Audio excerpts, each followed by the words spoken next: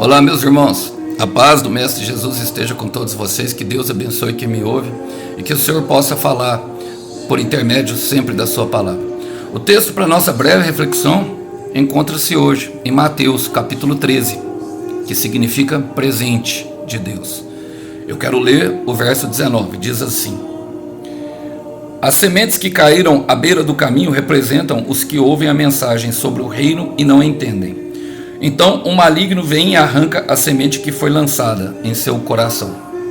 Bom, o Senhor conta, eu não vou entrar muito na questão do contexto dessa parábola, mas ele dá 4 tipos de coração. Essa primeira semente que é plantada, que é lançada e cai à beira do caminho, diz respeito e o Senhor atribui ao roubo, ou seja, à incredulidade da palavra a Satanás. Satanás provoca, por quê? Porque ela está na beira do caminho. Tem um motivo, tem um motivo porque Satanás a pegou, porque ela estava na beira do caminho. A segunda é o solo rochoso, que representa o coração endurecido. Quando vem as dificuldades da vida, aquilo que é difícil, elas perdem a esperança e logo perdem a palavra. A terceira representa justamente pessoas que receberam a palavra e não criaram profundidade, ficaram no solo. E por causa do sol, a angústia, o sol fala da angústia, das circunstâncias da vida, logo também a palavra se perdeu. Mas o quarto coração é aquele que criou profundidade e plantou no terreno bom. Eu quero estabelecer um trilho para essa pregação, que é justamente João 14,6. Jesus declara: Eu sou o caminho. Perceba que ele não dá ele dá a perspectiva de plantar as sementes não num terreno, ele dá de plantar as sementes enquanto caminhamos. Salmo 126, versículo 5 fala que aqueles que plantaram chorando voltarão colhendo com gritos de alegria. E nesse mesmo fala que plantaram andando. Agora, aonde que nós devemos andar? Efésios 2:10 traz para nós que o Senhor preparou para nós de antemão as obras para a qual nós andássemos nela. As obras falam do propósito estabelecido por Deus, mas essas sementes elas estavam à beira do caminho e por isso o Satanás teve o poder de arrancá-las delas. Em Lucas 8:32 usa o verbo roubar. Ele rouba, ele vem e arranca abruptamente. Irmãos, ele vem e tira. E essa é a intenção de Satanás: roubar, matar e destruir os nossos sonhos, destruir a nossa vida, para que nós não venhamos a ter felicidade. Não se enganem, meus irmãos. E eu quero fazer uma aplicação pertinente justamente a essa palavra beira do caminho, porque beira do caminho fala de uma postura, de uma posição. As pessoas não estão dentro do caminho, não estão no lugar aonde deveriam estar. Olha, em em Lucas 8, versículo 39, Mateus 20, 29, falam de cegos.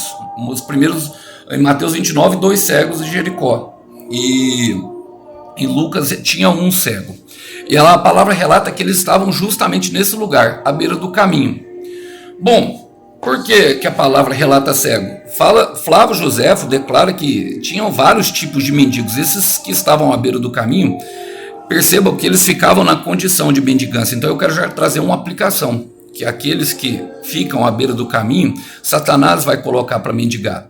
Salmo 37, versículo, se eu não me engano, 15, fala que o justo jamais, o Davi fala assim: eu fui moço e hoje eu sou velho, mas eu jamais vi o justo mendigar pão. Uma das consequências de se estar à beira do caminho, meu irmão, é justamente a mendigância. E essa mendigância provavelmente não pode ser principalmente do pão. Acontece às vezes de as pessoas irem parar na rua porque não acreditaram na palavra. Acontece muito. A apostasia da fé, ela vai levar a pessoa à mendigância literalmente, mas tem pessoas que têm mendigado afeto. Existem pessoas que têm mendigado a atenção de outras. Existem pessoas que têm mendigado um pouquinho de sexo. Tem pessoas que têm mendigado um pouquinho, um tapa a mais, um gole de uísque para aliviar a dor de estar na beira do caminho, de não saber por quê, porque não compreendem. E é justamente esses que Jesus salva. Por quê? Porque são cegos. E o cego fala justamente daquele que não enxerga o caminho. A palavra fala aqui, fala assim, ouvem a mensagem sobre o reino e não a entendem. E a falta de entendimento vem pelo quê? Pelo medo. O medo de errar, de não saber, então preferem ficar parado. O medo de errar, ele provoca em nós paralisia. Essa é outra aplicação. O medo de errar, ele nos provoca. E o medo, ele vem pelo quê? Pelo perfeccionismo do nosso ego. Eu quero ler outro versículo que retrata bastante isso. Por quê? Porque ali tinha muitas pessoas, de muita gente, mas Jesus só atendeu aquelas pessoas. Por quê? Porque eles ouviram falar de Jesus e reconheceram e começaram a clamar. A palavra fala, começaram a falar, o Senhor ouve o nosso clamor e vem para nos salvar, porque o Senhor, a intenção dele é nos salvar das mãos dos malignos. Olha, Salmo 140, versículo 5 diz que os soberbos ocultaram armadilhas e corda e estenderam uma rede à beira do caminho. Satanás, uma das especialidades dele é produzir armadilhas para nós. Satanás foi um forte opositor, usando tudo e todos para parar Jesus. Ele foi um opositor do ministério. Começa desde Mateus, ele se apresenta a Jesus em Mateus capítulo 4, quando Jesus está preparado e jejuou. E a primeira coisa que ele fala para Jesus é justamente quanto ao propósito. Se és filho de Deus, ele tinha ouvido a palavra do próprio Deus. No livro de Mateus capítulo 3, uma pomba branca desceu no batismo dele ali no deserto, junto com João Batista, e todos os outros viram, este é o meu filho amado, a quem eu me agrado. E ele começa justamente perguntando, se és filho de Deus. Satanás, ele tenta roubar essa semente o tempo inteiro de nós, uma semente a qual nós devemos andar, que tem a ver com o nosso propósito de vida, para que possamos alcançar a plenitude por meio do Espírito Santo. Entenda, irmão, entenda que aqueles cegos, o clamor deles os livrou. E se você for olhar o texto lá, está lá em Lucas, eu quero que vocês leiam depois, Lucas 18, 31 e Mateus 20, 29, diz que depois que Jesus os chamou e os curou, eles passaram a seguir Jesus pelo caminho. A palavra retrata isso claramente. Mas muitas vezes nós nos colocamos à beira do caminho justamente por causa desse perfeccionismo, da nossa arrogância. Nós queremos fazer tudo certo. E o medo de errar, meus irmãos, produz em nós algo terrível, que é justamente a falta de prática daquilo que nós devemos fazer. Nós somos aquilo que repetidamente nós fazemos.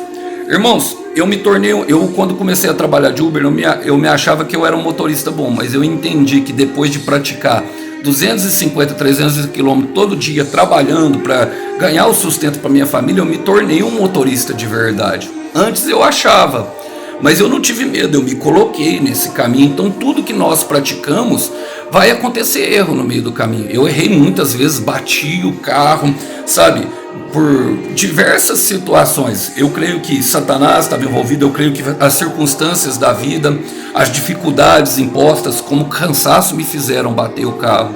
Mas todas as vezes eu nunca parei de tentar. Sabe por quê? Porque eu sabia que Jesus estava comigo. Aleluia! Sabe? E é por isso, porque todas as vezes que nós formos tentar, nós vamos errar. Augusto Cury fala uma frase que eu gosto muito. Ele fala assim, a mente mente. A mente mente. Porque qual que é a principal arma de Satanás, meu irmão? É a tentação. E a tentação, ela vem por meio da acusação. Eu falei sobre Colossenses na outra ministração, capítulo 2, versículo 14, que Deus fez um espetáculo público, rasgando a escrita de dívida dos nossos erros na cruz de Jesus. Então nós não temos que ter medo de errar. O perfeccionismo é uma enfermidade da alma, que provoca em nós necessidade de aprovação de pessoas que não levantam uma palha para fazer nada por nós. Mas em contrapartida, Jesus entregou a nossa vida. Agora entende esse amor? Consegue entender? Então, meu irmão, o Senhor olha para o nosso coração e as nossas motivações, logicamente. Quando nós estamos errando na tentativa de acertar, nós já estamos dentro do caminho, eu quero te falar. E Ele justifica os nossos pecados. Quantas vezes, o próprio Senhor Jesus fala, Pedro pergunta, quantas vezes eu devo perdoar meu irmão por dia? 7 vezes? Não, 70 vezes 7. Então, todas as vezes que você errar e pedir perdão, o Senhor vai estar lá, meu irmão. Agora, se o Senhor deu uma segunda chance para nós, nós deveríamos fazer o mesmo por nós, não é verdade? E também pelos outros. Já estou praticando a palavra, já estou treinando, já estou no treinamento. Compreende o que Satanás tenta fazer conosco, meus irmãos? Compreende o que ele fala? Olha, eu quero terminar lendo o texto de Jonas. Eu gosto de Jonas porque Jonas é um que foge do caminho. Eu quero ler aqui, ó. Jonas capítulo 1, versículo 3. Entenda uma coisa, meus irmãos, sobre essa questão do caminho. Jesus é o caminho. João 14,6. Jesus é o caminho, a verdade que nos vai dar vida, a verdade que nos liberta e nos mostra quem somos. Jonas capítulo 1, versículo 3 fala assim: Jonas se aprontou, mas foi na direção contrária a fim de fugir do Senhor. Desceu ao porto de Jope, onde encontrou um navio onde estava de partida para Tarsis. Comprou a passagem e embarcou para Tarsis, a fim de fugir do Senhor. Jope é a mesma cidade a qual Pedro estava e encontrou com Cornélio. É a mesma cidade. Mas eu quero destacar aqui uma frase de Billy Graham, porque, olha só, ele desceu ao porto de Jope, onde encontrou um navio que já estava de partida. Algumas palavras falam que ele achou. Billy Graham fala que Satanás tem um navio pronto para nós a todo momento quando nós decidirmos sairmos fora da vontade de Deus. Ele já tem um navio pronto, já está lá, meu irmão. Essa é a tentação, já está lá pronto. E às vezes até um navio bonito, sabe, com capitão e marinheiro, onde eu até posso descansar no fundo, temporariamente, até vir a tempestade. Mas outra palavra que eu quero destacar perfeitamente: quem comprou a passagem foi Jonas. Ele teve que pagar o preço pela desobediência. Ele teve que pagar pela passagem. Satanás não dá nada de graça. Satanás não nos dá. Ele dá com a mão e tira com as duas. Então, aparentemente, pode ser bom. Então, fica, meu irmão, na direção de Deus. Fica dentro do caminho, fica dentro da dependência de Deus, porque dentro do caminho, sabe, o Senhor não olha. Nós erramos e queremos e temos medo de errar por medo de julgamento dos outros, para manter as aparências diante das pessoas. Mas ficando dentro do caminho, quem nos justifica é o Senhor. Romanos 8, versículo 31. Aquele que ele escolheu, aquele que ele predestinou, ele os escolheu. Os que ele escolheu, ele os justificou. E o que ele os justificou, ele os glorificou. Irmão, fica dentro do caminho. Mesmo que esteja difícil, fica dentro do caminho, fica na direção de Deus. Não saia da direção de Deus. Ande na obra que Ele preparou para você. É o propósito que vai gerar vida. É o propósito. Não paga o preço pela desobediência de Deus. Olha, eu vou falar uma coisa bem simples mesmo. Sabe, a tempestade que o Senhor manda, não adianta nós orarmos. Se for Satanás, nós oramos a Jesus, acordamos ele no barco, ele repreende. Se for um pecado, uma tempestade que veio pela consequência do nosso pecado, nós pagamos a consequência do nosso pecado e pronto. Mas se for uma tempestade que Deus está enviando, irmão, eu estou rindo de nervoso, porque eu já passei pelas 3 e eu mesmo sei disso. Ele nos livra da armadilha, e não nos deixa cair. Mais do que isso, nos justifica, meus irmãos, perante a todos que tratam o nosso caminho como uma piada. Pode parecer uma piada para os outros, mas para Jesus não é. Ele leva a sério o seu caminho. E lembre-se que os caminhos e os planos dele sempre são mais altos que nós, a fim de quê? De nos conceder paz e nos dar o futuro que nós esperamos. Meu irmão, minha irmã, fica na direção de Deus. Não faça besteira não. Isso é para todas. Perceba que o caminho, ele engloba, é um caminho estreito, uma porta única que cabe só a você. E dentro do propósito eu sempre gosto de falar isso. Todas as áreas, todas as demais coisas serão acrescentadas. Que os irmãos possam ficar com essa breve mensagem. A paz do Mestre esteja com vocês.